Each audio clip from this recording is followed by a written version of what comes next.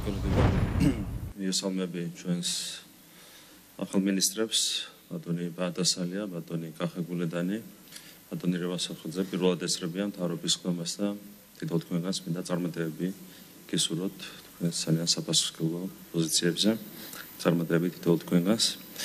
მე მინდა ჩვენს ძიუდოისტებს მიულოცო ძალიან დიდი წარმატება, როგორც ინდივიდუალურ ჯრილში, ასევე რაც განსაკუთრებით აღსანიშნავია, გუნდურ ჯრილში მათ მოიპოვეს ძალიან დიდი გამარჯვება, გახდნენ ევროპის ჩემპიონები და ჩვენს სამოხო სპორტსმენებს ეს ძალიან დიდი წარმატება მინდა მიულოცო.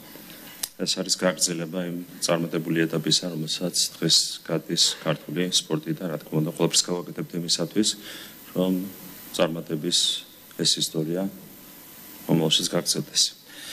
მინდა შევხვო ეკონომიკურ საკითხებს, გუშინ გამოქვეყნდა სტატისტიკის ეროვნული სამსახურის მონაცემები.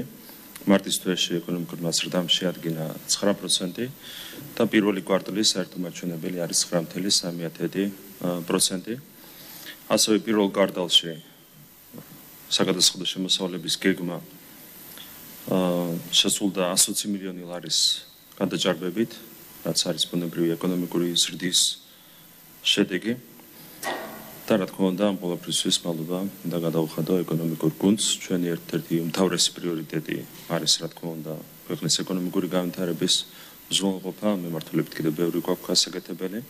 მადლობა თქვენ და რა თქმა უნდა გავაგრძელებთ მუშაობას იმისათვის, რომ ეკონომიკური ზრდა კიდევ უფრო მეტად დავაჩქაროთ. მიგრაციის მონაცემები გამოქვეყნდა ასევე და მნიშვნელოვანია, რომ ჩვენ გვქონდა გასულ წელს 2024 წელს დადებითი მიგრაციული სალდო, ანუ ქვეყანა დატოვა იმასე ნაკლებმა ადამიანმა, ვიდრე ქვეყანაში დაბრუნდა, მათ შორის კონკრეტულად მოქალაქეების, საქართველოს მოქალაქეების ნაწილშიც გვაქვს დადებითი მიგრაციული სალდო, ქვეყანაში 850 ადამიანით მეტი შემოვიდა დაახლოებით, ვიდრე ქვეყნიდან გავიდა. რა თქმა უნდა, ჩვენი ამოცანაა, რომ მაქსიმალურად დავაბრუნოთ ჩვენი ემიგრანტები ჩვენს ქვეყანაში და ამ კუთხიდან მნიშვნელოვანია ბუნებრივი ეკონომიკური ზრდის მაღალი ტემპის შენარჩუნება.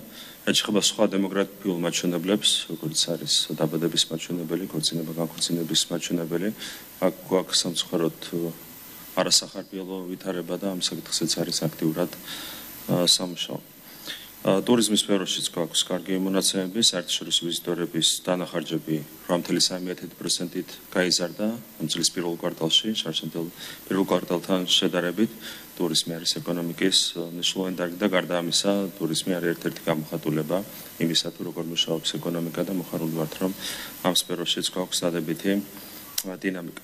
თქვენ გახსოვთ, რომ ჩვენი პოლიტიკური ოპონენტები წინასწარმეტყველებდნენ საქართველოში ეკონომიკურ კრიზისს და ცდილობდნენ ასეთი აღქმაც შეექმნათ საზოგადოებაში, აღქმა იმისა, რომ ქვეყანა ეკონომიკური კრიზისისკენ წავიდოდა.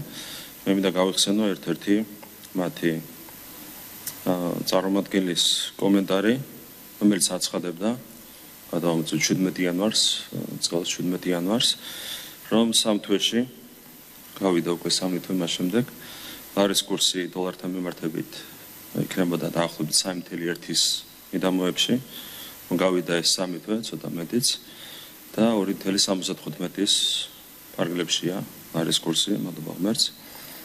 ეკონომიკის 2%-იანი კლება წლის შრილში უკვე იყო ნაწარმეტყველები ამ კონკრეტული ყოფილი პოლიტიკოსის და უკვე ექსპერტის მხრიდან და როგორც უკვე ითქვა, პირველ კვარტალში გვაქვს ჩვენ 9.3% ეკონომიკური ზრდა. ინფლაცია 6%-დან მეტი, ასეთი იყო პროგნოზი და ინფლაციაც არის დასაშვები ოპტიმალური ზრდის ფარგლებში. ასევე საუბარი იყო იმაზე, რომ ვერ შესრულდებოდა საგადასახადო შემოსავლების გეგმა და როგორც ხედავთ, ეს გეგმა პირველ კვარტალში 120 მილიონ ლარზე მეტის გადაჭარბებით შესრულდა. ძალიან სამწუხაროა, როდესაც კონკრეტული ადამიანები სრულიად შეგნებულად ცდილობენ ქვეყანაში უარყოფითი მოლოდინების შექმნას, ნიჰილიზმის დათესვას. ამას აქვს, რა თქმა უნდა, კონკრეტული პოლიტიკური მიზეზები. ეს არის დაკვეთა, რომელსაც კონკრეტული ადამიანები, ჩვენი პოლიტიკური ოპონენტები ასრულებენ საბედნიეროდ.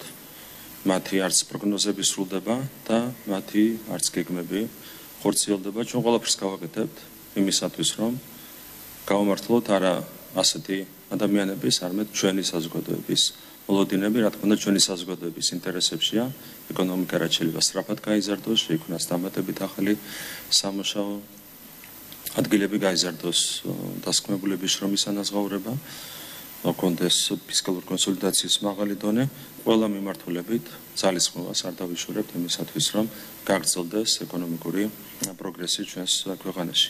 კიდევ ერთხელ მადლობა მინდა გადავუხადო ეკონომიკურ გუნდს იმ შედეგებისთვის, რომელიც გვაქვს ჩვენ 2025 წლის პირველ კვარტალში და ასევე მინდა აღვნიშნო, რომ ეკონომიკურ გუნდთან ერთად ამ ყველაფერში განსაკუთრებული წვლილი მიუძღვის ჩვენს უსაფრთხოებაზე პასუხისმგებელ უწყებებს სტაბილურობის გარეშე, შვიდობის უსაფრთხოების სტაბილურობის გარეშე, რა თქმა უნდა, ვერ იქნება ვერავითარი ეკონომიკური წინსვლა.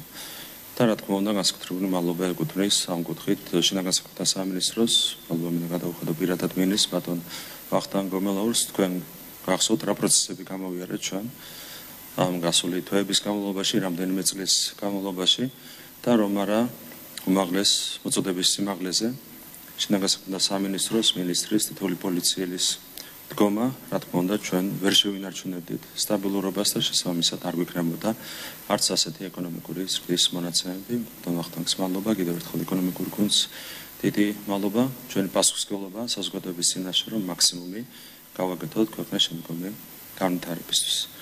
დიდი მადლობა, გადავიდეთ სამუშაო რეჟიმზე.